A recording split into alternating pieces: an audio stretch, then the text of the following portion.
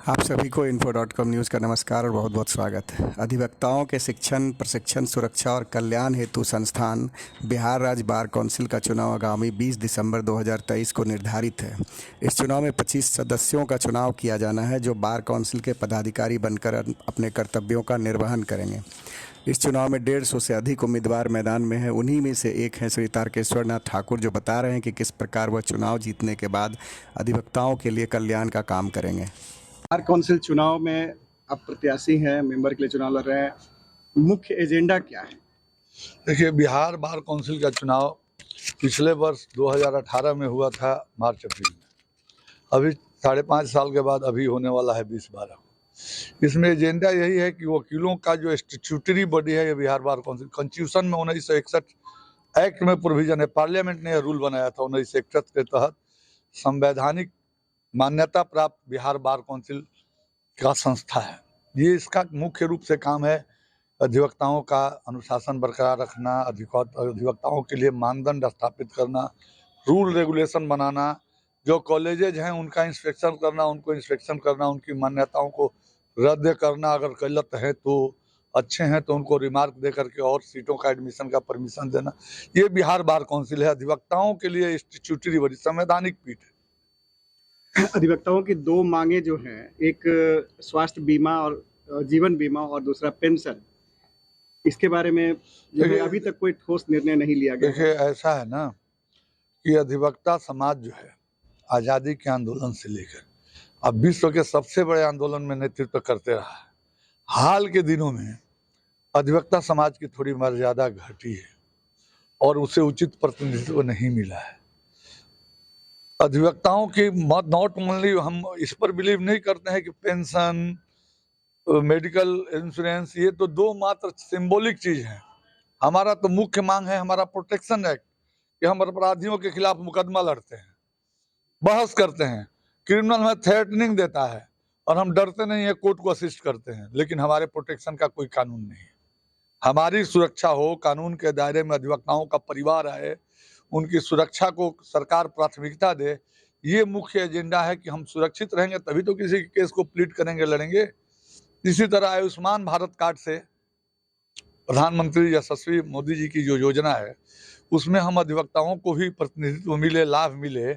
जिस अधिवक्ता का इनकम कम है, अधिवक्ता है, आज मान लीजिए रिटर्न फाइल करता है 5-6 लाख का, और उसका आधार कार्ड के और बीपीएल कार्ड के आधार पर उसको नहीं मिलता है आयुष्मान का लाभ, लेकिन वो बीमार पड़ जाता है तो न बार काउंसिल से उतना पैसा मिलता है, न कोई मदद करता है।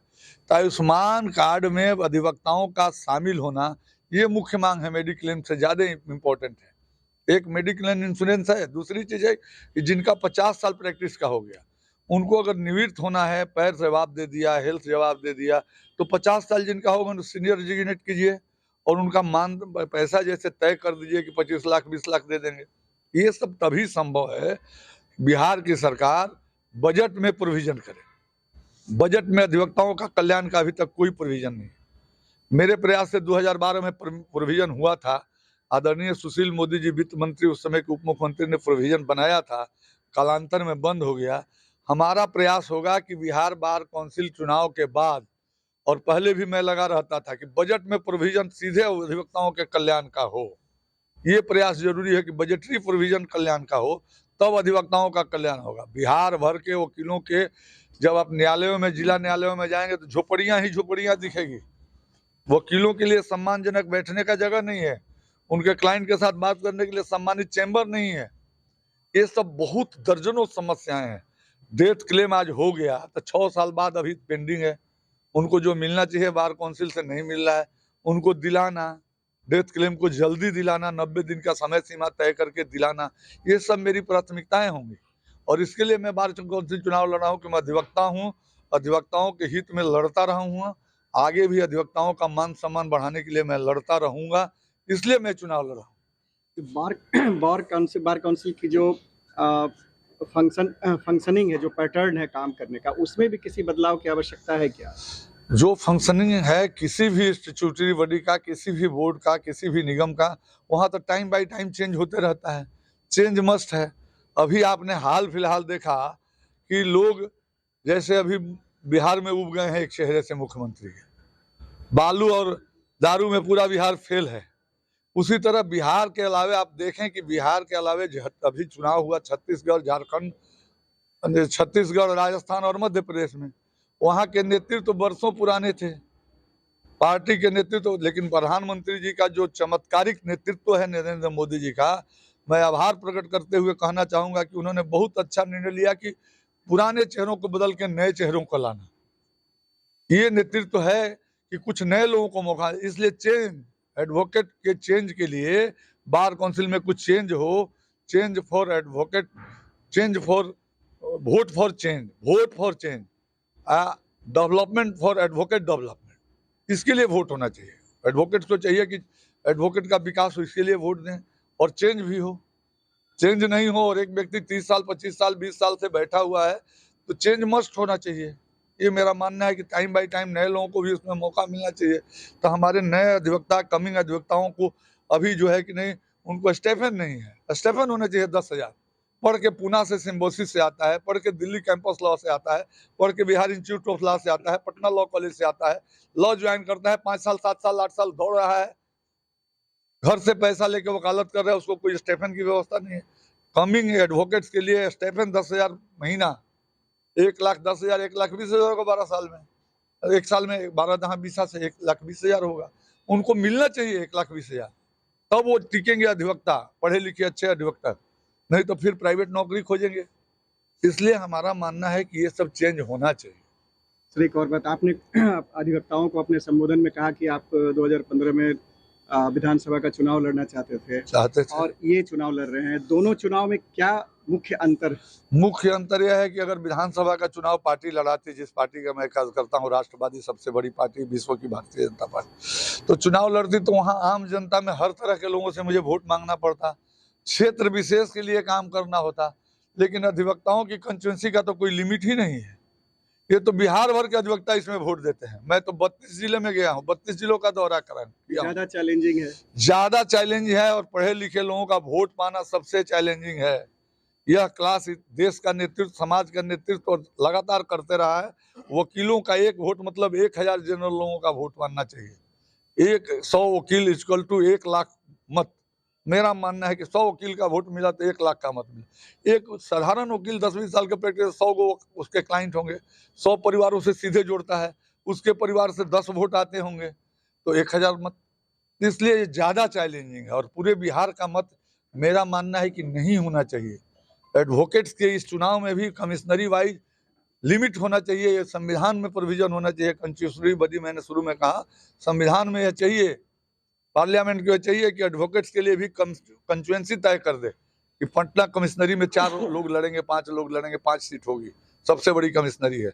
गया सबसे बड़ा जिला है, वहाँ 4 लोग लड़ेंगे, ऐसा नहीं तय है। आज तो हम पूरे बिहार दौड़ने के लिए बाध्य हैं, क्योंकि हर जगह हमें वोट चाहिए, और मेरे ज़्यादा कार्यकर्ता, मेरे जैसा जिसका सब जगह लोग हैं परिचित, तो मैं तो 32 जिलों में बहुत मेहनत किया, तो 32 जिलों में जा सकता। अभी भी 6 जिले 7 जिलों का वर्चुअल मीटिंग आज मैंने किया, इसलिए यह कंस्टिट्यूएंसी भी सीमित लिमिट होनी चाहिए। एक अंतिम सवाल, बिहार के 32 जिले के अधिवक्तागण तारकेश्वर नाथ ठाकुर को ही क्यों वोट दें? इसलिए वोट दें कि तारकेश्वर नाथ ठाकुर उनके दिलों में बसे हैं, उनके सुख दुख में लगे हैं, उनके साथ वर्षों से आत्मीयता का संबंध रहा है, और उनके काम में हम लगातार अपने को समर्पित करके सदैव आगे रहें, इसलिए वो हमें वोट देंगे। ये मेरा सौभाग्य है, मेरा पुरुषार्थ है, ये भगवान की कृपा है कि जिस जिले में मैं गया 7-8 बजे रात तक भी कई जिले में लोग 30-30, 35, 40-40 अधिवक्ता हमारा इंतजार करते रहे। ये मेरा भगवान का आशीर्वाद है, मेरी यह कृपा है, ये मेरा पुरुषार्थ है, ये मेरा कर्म है। गीता के द्वारा कर्म मैं करता हूँ, इसलिए लोग हमको मानते हैं, लोगों का प्यार हमको मिलता है, अधिवक्ता मित्रों का स्नेह मिलता है, आशीर्वाद मिलता है, इसलिए मुझे वोट दें। बहुत बहुत धन्यवाद। इनसे थोड़ा सा आप बताइए, अपने जो चुनाव लड़ रहे हैं उनके बारे में आप बताइए। आज ये चुनाव लड़ा जा रहा है बिहार बार काउंसिल का, जिसमें हमारे बीजेपी के संयोजक, पूर्व संयोजक श्री तारकेश्वर नाथ ठाकुर जी